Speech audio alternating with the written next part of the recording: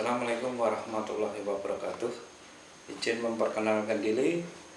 Nama saya Selamat Rianto dengan NIDN 041 0067 301. Saya alumni S1 dari Instiper Yogyakarta, lulus tahun 1998. Dan S2 saya tempuh di Stima IMI, lulus tahun 2002. Saya menjadi dosen tetap Prodi Manajemen di kampus Universitas Tangerang Raya dengan jabatan lektor. Sesuai dengan kompetensi saya, maka Dekan FEBIS dan Kaprodi Manajemen menunjuk atau memberikan tanggung jawab kepada saya untuk mengampu mata kuliah pada semester ganjil adalah matematika ekonomi dan statistik 2. Dan pada semester genap saya dipercaya mengampu mata kuliah statistik dan metodologi penelitian. Perkuliahan pada kampus Universitas Tangerang Raya sudah menggunakan sistem e-kampus. Jadi sebelum masuk pada sistem e-kampus, saya sudah membuat satuan acara pengajaran dan rencana pengajaran semester. RPS dan SAP akan saya upload pada sistem informasi e-kampus. Kemudian agenda perkuliahan akan saya siapkan dengan pertemuan 16 kali dengan 2 kali ujian dan 14 kali materi. Di pertemuan 14 kali ini ada tugas dan kuis, ya, baik dikerjakan secara mandiri maupun bisa dikerjakan secara kelompok, dan setiap tugas akan diminta untuk mempresentasikan.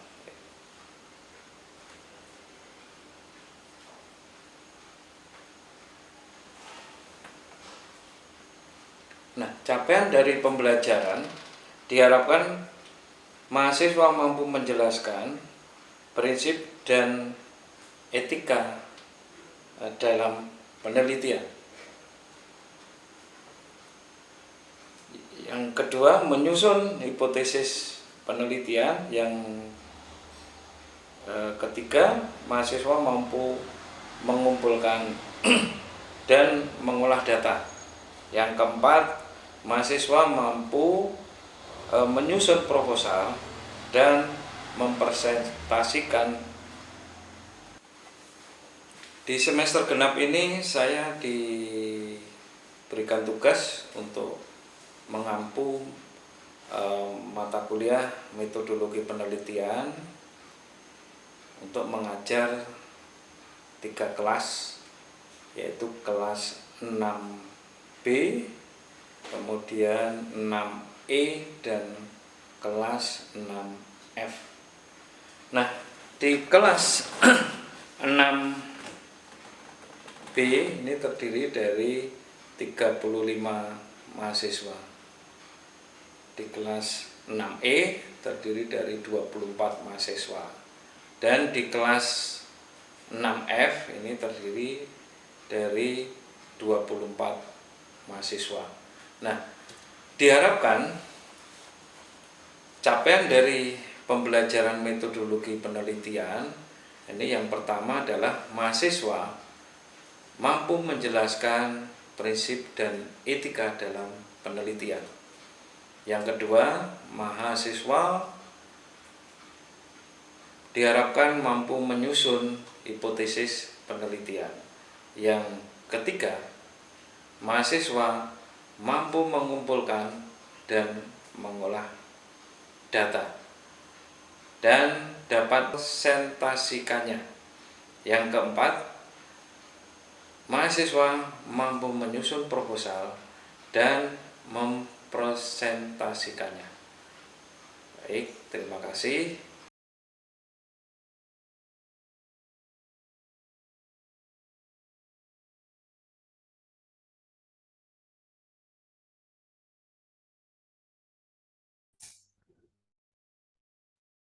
Baik, Assalamualaikum warahmatullahi wabarakatuh. Waalaikumsalam warahmatullahi wabarakatuh. Ya, teman-teman ya, sehat selalu mudah-mudahan ya. Ya, baik, ini pembahasan untuk analisa regresi sederhana ya. Jadi ada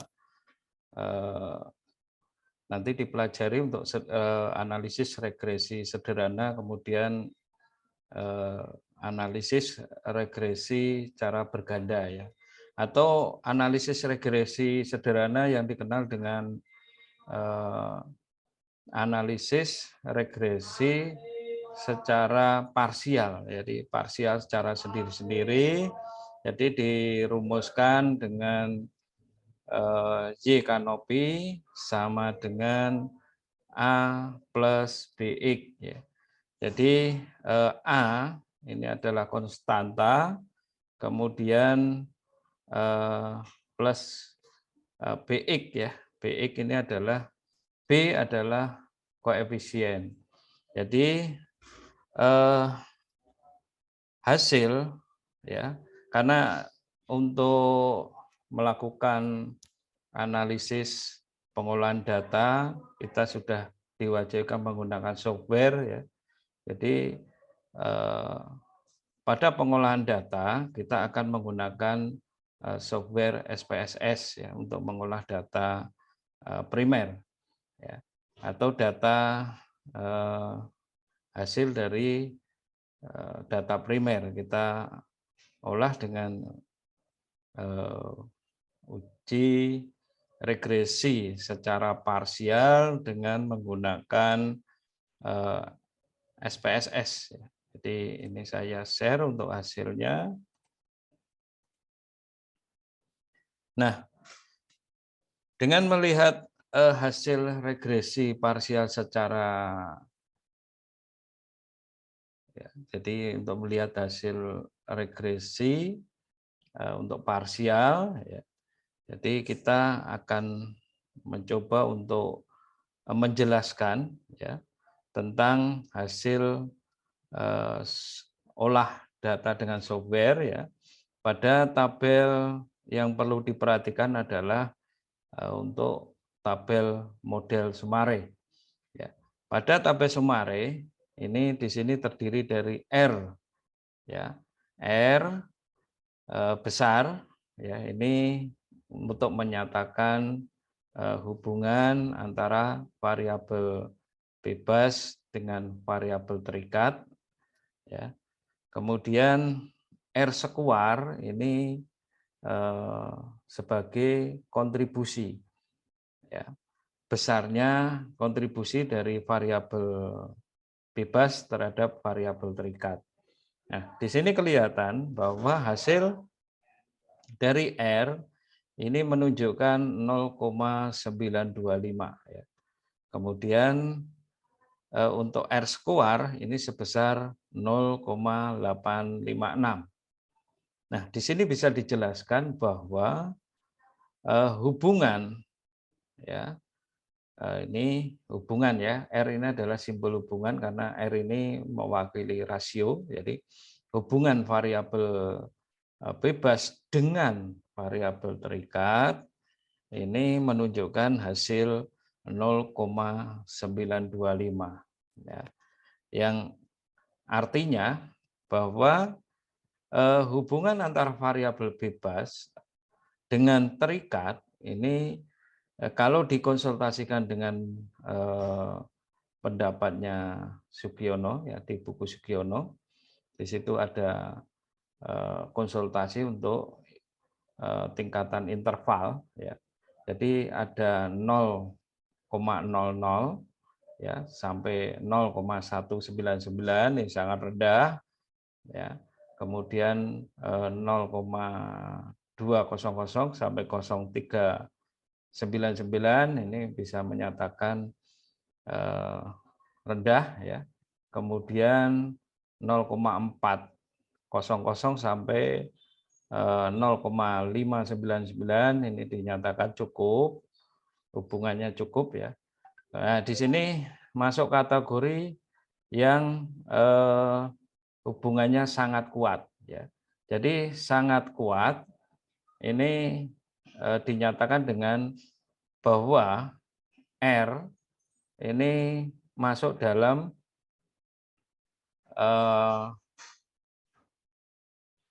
tingkatan jadi 0,800 sampai 1,00 ya. Jadi menunjukkan bahwa R ini mempunyai hubungan yang sangat kuat. Jadi nilainya 0,925.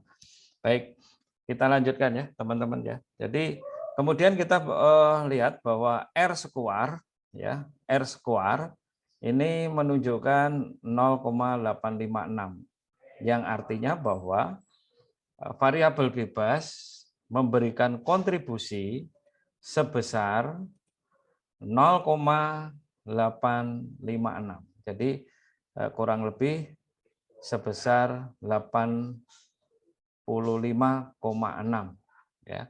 Jadi 85,6 ini menunjukkan bahwa adanya kontribusi ya, besarnya kontribusi terhadap variabel terikat. Nah, ini bisa menguatkan masalah pada permasalahan yang diangkat pada penelitian ya. Jadi 0,856 ini menguatkan bahwa memang masalah yang diteliti ya mempunyai permasalahan yang kuat karena di sini didukung dengan adanya KD ya, kontribusi bahwa sebesar 0,856 ya. Jadi selisihnya sekitar kalau dibulatkan ya 0,856 atau 86%, berarti sekitar 14% ini berhubungan dengan faktor lain ya. Nah, nanti kalau kalian melakukan penelitian itu faktor lain itu berarti faktor yang tidak dibahas atau tidak diangkat sebagai masalah dalam penelitian ya. Nah, kemudian yang berikutnya ini ada Durbin-Watson. Nah, kalau Durbin-Watson ini kemarin sudah dijelaskan ini sebagai uji autokorelasi ya. Melihat ada gangguan atau tidak ya antara variabel bebas terhadap variabel terikat. Baik, kita masuk ke tabel ANOVA ya. Tabel ANOVA ini dikenal dengan analisis of variable. Jadi untuk melihat karakteristik dari variabel ya. Ini ditunjukkan dari hasil F hitung ya. Jadi F-hitung ini karena ya F-hitung ini nanti mencarinya ya dibandingkan dengan F-tabel ya. Jadi F-tabel dengan melakukan pembanding dengan tabel F ya. Tapi untuk parsial ya, untuk parsial ini F-hitung ini diabaikan ya, diabaikan. Karena F-hitung ini untuk melihat tingkat signifikasi secara bersama-sama. Jadi secara simultan ya, variabel bebas terhadap variabel terikat. Nah, baik signifikasi ini juga melihat bahwa signifikan atau tidak gitu ya. Kalau kita lihat masalah pengaruhnya ya. Jadi pengaruhnya itu signifikan enggak ya. Jadi karena di sini signifikasi nilainya 0,000. Jadi masih di bawah atau lebih kecil dari 0,05. Jadi dikatakan signifikan. Baik, derivatif fungsi ya, di sini untuk melihat bahwa kalau nanti di buku statistik ya di lampiran itu ada yang namanya tabel F ya atau F tabel. Nah, di sini untuk melihat mencari besarnya ya besarnya F tabel sebagai pembanding ini adalah 1 dengan 29 ya. Antara nilai derivatif 1 dengan 29 kemudian dikalikan 0,05 ya. Nah, disitulah nanti ketemu kemudian kita bandingkan dengan F tabel ya. Nah, baik. Kemudian yang berikutnya kita coba untuk mengupas tentang koefisien ya. Ini ada tabel koefisien. Jadi di sini ada konstanta. Nah, ini harus diperhatikan bahwa konstanta ini mempunyai pengertian ya. Apakah ada pengaruh atau tidak, ini kuncinya ada di konstanta. Apabila konstanta ini positif, maka ada pengaruh variabel bebas terhadap variabel terikat ya. Ini kalau positif. Nah, kalau negatif berarti tidak ada pengaruhnya ya. Nah, ini hati-hati ya. Kalau seandainya dalam penelitian itu terjadi konstantanya negatif ya. Kalau konstanta negatif berarti tidak ada pengaruh ya, antara variabel bebas terhadap variabel terikat. Ya, ini yang jadi permasalahan nanti ketika pada penelitian itu untuk pertanggungjawaban ya. Karena misalnya ya motivasi tidak punya pengaruh atau tidak berpengaruh terhadap kinerja. Nah, ini kan dipertanyakan, kenapa kok ada motivasi tidak berpengaruh. Nah, ini nanti pertanggungjawabannya harus mencari pendukung atau literatur atau kajian yang menguatkan bahwa motivasi itu tidak mempunyai pengaruh atau tidak berpengaruh terhadap kinerja ya. Jadi seorang peneliti akan mencari referensi pendukung yaitu dengan jurnal atau buku yang menyatakan bahwa motivasi itu tidak punya pengaruh terhadap kinerja ya.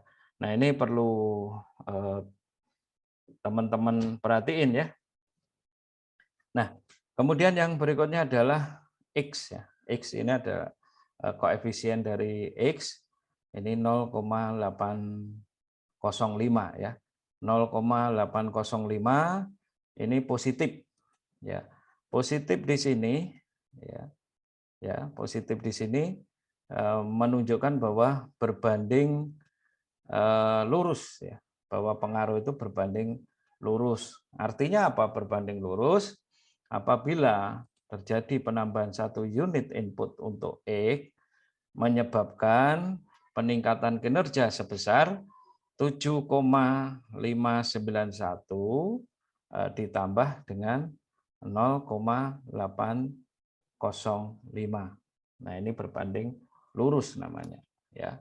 Nah, kemudian kita akan mencoba untuk menjelaskan tentang T ya. Nah, di sini T hitung ya. T hitung ketemu pada X ya, yang di sini yang menjadi konsentrasi ya, yang dikonsentrasikan adalah T hitung untuk nilai X ya. X ini adalah 12,880 ya, kemudian signifikasi ketemu 0,00 ya. Nah, kita lihat bahwa apakah pengaruh ya variabel bebas variabel X ya secara parsial ya atau secara sendiri ya, ini punya pengaruh signifikan atau tidak ya. Nah, ini akan dilihat dari nilai T hitungnya. Apabila nilai T hitung lebih besar dari T tabel, maka dikatakan signifikan. Nah, kebalikannya ya. Di sini signifikasi 0,00 ya, berarti lebih kecil dari 0,05 atau 5% ya. Jadi estimasinya itu menggunakan 5%. Apabila kurang dari 5%, maka dinyatakan signifikan ya. Demikian juga dengan T hitung. Ya. T hitung lebih besar dari T tabel, maka dinyatakan signifikan. Nah, jadi kalau kita rujuk atau kita runtut pada masalah, pada hipotesis menanyakan bahwa apakah ada pengaruh signifikan ya, antara variabel bebas terhadap variabel terikat. Nah, nanti akan dijawab dengan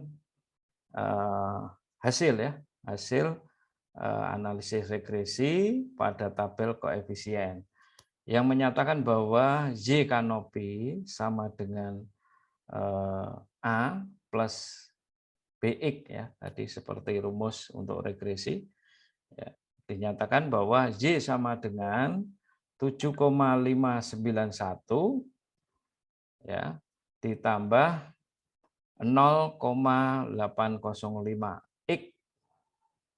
Ya, demikian dengan hasil ini menunjukkan bahwa ada pengaruh signifikan. Maka dengan begitu pengajuan hipotesis ya, pengajuan hipotesis dapat diterima atau terbukti ya bahwa HO tidak sama dengan HA. Maka pernyataan tentang apakah ada pengaruh signifikan antara variabel bebas terhadap variabel terikat, maka dinyatakan terbukti ya dengan adanya konstanta nilainya positif, kemudian koefisien nilainya juga positif. Baik ya. Kemudian di sini ada collinearity statistik ya. Di sini ada toleransi dan VIP ya. Ini pada uji multikolinearitas yang sudah kita bahas ya. Jadi untuk uji model sudah lolos dari uji multikolinearitas ya. Baik. Jadi ini sama ya antara sebenarnya gini, untuk uji secara simultan atau secara serempak ini prosesnya sama ya. Jadi prosesnya sama, cuma nanti bila untuk dipertanggungjawabkan dalam penelitian ini menggunakan satu olah data saja dengan menggunakan uji regresi berganda ya. Dengan uji regresi berganda maka nanti secara pembahasannya ya nanti tinggal disesuaikan. Jadi yang secara parsial akan dibahas dengan secara parsial, kemudian secara berganda akan dibahas secara berganda ya. Untuk uji regresi secara parsial sudah kita lakukan ya. Jadi tolong untuk diperhatikan dan dipelajari lagi ya. tentang uji regresi parsial ya. Kalau ada yang mau tanya, silakan ditanya. Kalau sudah bisa diterima, saya lanjutkan untuk pembahasan regresi berganda ya. Ada nggak yang mau ditanya, teman-teman? Berarti bisa mengerti ya, bisa diterima semua ya. Oke, baik. Kalau bisa dimengerti ya. Sekarang saya mau mencoba untuk melanjutkan ya uji regresi berganda ya. Ini uji regresi berganda, kalau kemarin yang parsial, sekarang yang berganda ya. Jadi bisa saya jelaskan melanjutkan dari uji parsial kemarin bahwa untuk melakukan uji regresi berganda dengan software SPSS ya. Jadi dari data Excel ya dilanjutkan tetap masuk pada software SPSS ya, sama langkahnya dengan yang sudah saya tunjukkan kemarin, jadi tetap sama melalui analisis kemudian regression ya. Kemudian diklik akan keluar hasil ya, hasil dari flowchart dari hasil dari uji regresi ya. Baik, yang di sini yang perlu teman-teman ketahui ya, yang pertama adalah model Sumare ya. Model Sumare di sini untuk menjelaskan ya tentang R. R ini adalah hubungan ya secara bersama-sama ya, variabel bebas secara bersama-sama dengan variabel terikat ya. Nilai di sini R ketemunya 0,875 ya, berarti bisa dikatakan tinggi ya. Nah, tinggi di sini kalian tidak bisa mengatakan oh ini hubungannya sangat erat, oh ini hubungannya kuat, oh ini hubungannya lemah, tidak bisa, harus dikonsultasikan dengan pendapatnya Sugiono ya. Jadi di situ ada untuk konsultasi hasil ya,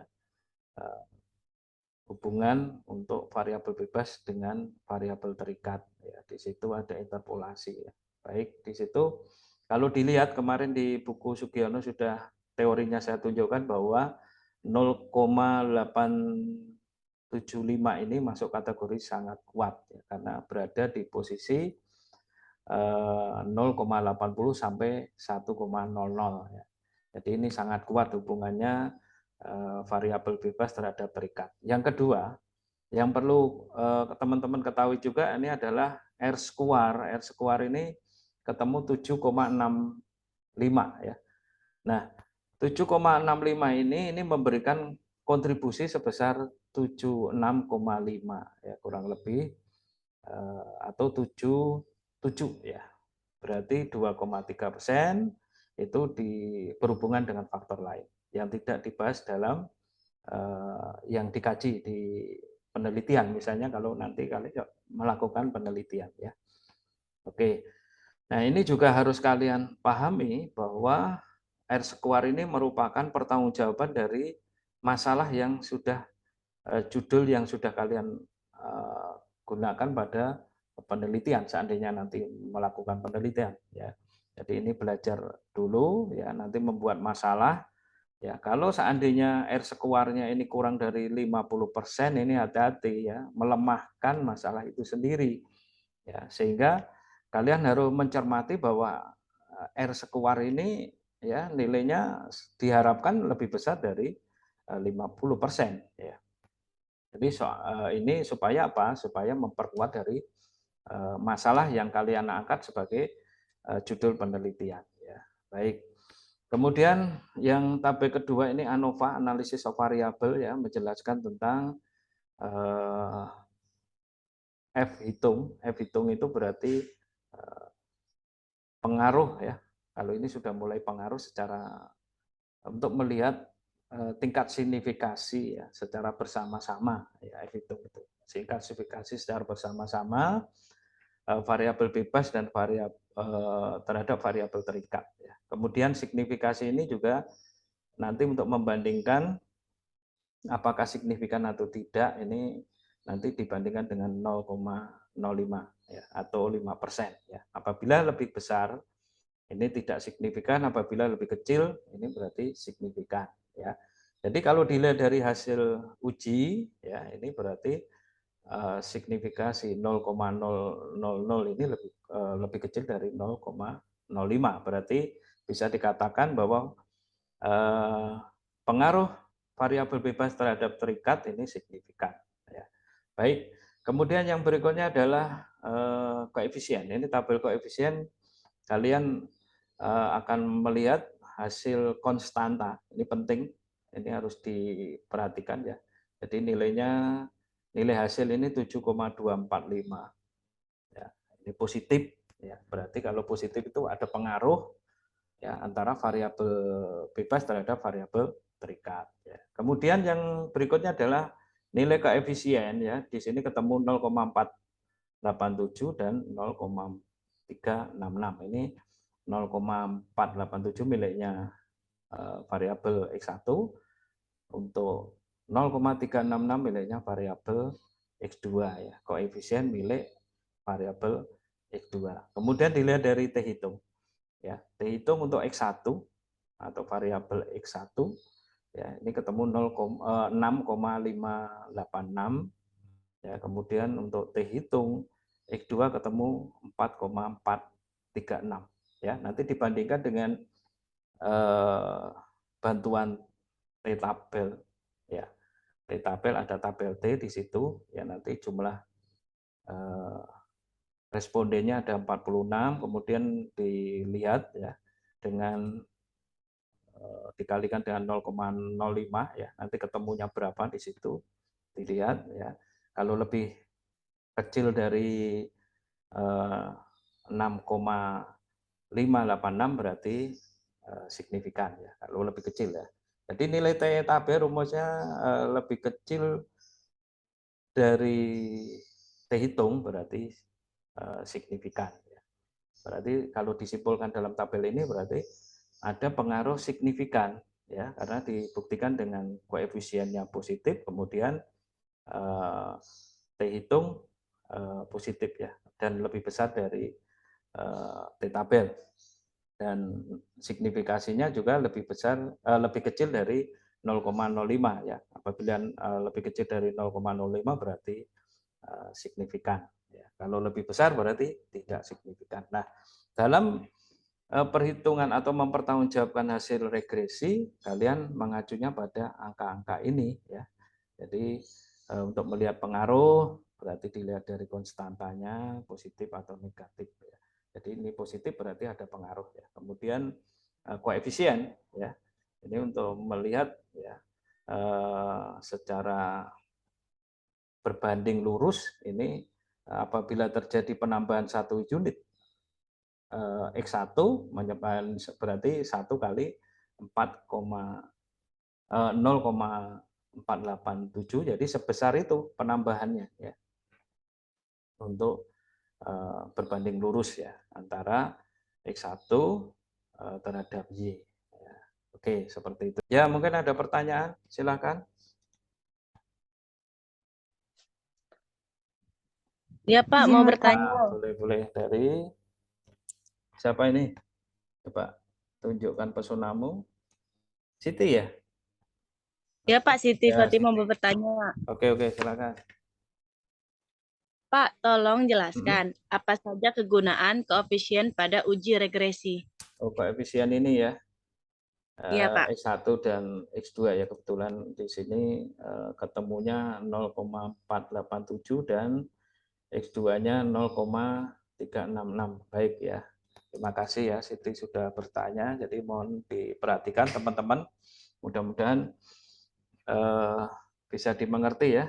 Oke, jadi koefisien ini yang pertama tadi sudah dijelaskan bahwa untuk melihat pengaruh ya secara garis lurus ya. Garis lurus itu maksudnya kalau ini positif ya, nanti ada penambahan nilai 1 unit ya. Misalnya X1-nya motivasi, ini menyebabkan peningkatan ya sebesar ditambah dengan konstanta ya. Jadi koefisien ini untuk melihat ya pengaruh ya. Kalau ada pengaruh, yang lurusnya adalah setiap penambahan 1 unit X1 ya. Ini misalnya 0,487 berarti dikalikan 1 ya. Berarti sebesar 0,487 ditambah 7,245. Ini untuk kinerjanya ya. Jadi fungsi dari atau koefisien bisa dibacanya seperti itu. Yang kedua adalah untuk melihat faktor yang dominan ya, Siti ya dan teman-teman. Jadi dilihat faktor dominan, caranya gimana? Faktor dominan ini dilihat lebih besar yang mana antara koefisien untuk X1 dan koefisien untuk X2. Ya. Nah, kalau lebih besar X1 berarti yang berpengaruh dominan terhadap variabel Y adalah X1 atau variabel X1. Ya. Jadi itu ya. Yang berikutnya adalah ya. Nah, ini nanti kalau untuk ya, mungkin gitu ya, Siti, bisa diterima kira-kira penjelasan saya ya. Jadi untuk melihat secara garis lurusnya ya pengaruhnya ya. Jadi nilainya berbanding lurus ya gitu ya maksudnya. Yang kedua adalah untuk melihat faktor dominan ya. Oke, bisa diterima ya Siti? Bisa, Pak. Oke, Alhamdulillah. ada lagi? Ada lagi? Mungkin satu lagi ya. Izin bertanya, Oh Pak. ya, monggo, yuk. Siapa ini? Jika pada uji represi nilai Shirley, konstantanya Shirley. negatif. Oh Ya, iya, Pak. ya. Oke, Shirley, apa yang ditanya? Jika pada uji regresi nilai konstantanya negatif, pengaruhnya gimana ya, Pak? Oh ini ya, yang negatif ya. Seandainya ini kebetulan hasilnya positif ya, ya bisa saja ya. Cuma kalau dalam penelitian itu biasanya sudah diuji dulu melalui uji model ya, model klasik. Jadi ada uji multiko, ada uji heterokedastisitas ya, kemudian autokorelasi ya, kemudian ada uji homokedastisitas. Nah ini sebenarnya untuk masuk hasil ke model untuk konstanta negatif ini sebenarnya sudah terantisipasi atau dikatakan normal. Kalau normal di uji asumsi itu biasanya masuk ke uji modelnya sudah normal ya. Nah kalau dalam contoh nggak apa-apa ya ini misalnya. Kalau dalam penelitian harus nanti pertanggungjawabannya masih ada ya. Jadi kenapa harus negatif? Misalnya kalau di variabel yang dicontohkan ini kan motivasi dan disiplin ya. Jadi kenapa tidak punya pengaruh? Nah, kalau negatif berarti tidak punya pengaruh. Ya. Nah kalau positif ada pengaruhnya, gitu ya. Cuma dilihat nanti tinggal signifikan atau tidak ya. Karena ada masalah begini, ada pengaruh tidak signifikan, ada pengaruh signifikan, tidak ada pengaruh signifikan. Ya, ini dilema dalam penelitian ya. Oke. Jadi ini kalian harus pahami supaya nanti pada saat melakukan penelitian itu tidak terjadi kebingungan dalam menyelesaikan ya, atau pertanggungjawaban dalam analisis data ya. Oke. Seperti itu ya, Sally ya. Jadi kalau negatif berarti tidak ada pengaruh. Nah, ini harus apa pertanggungjawabannya ya.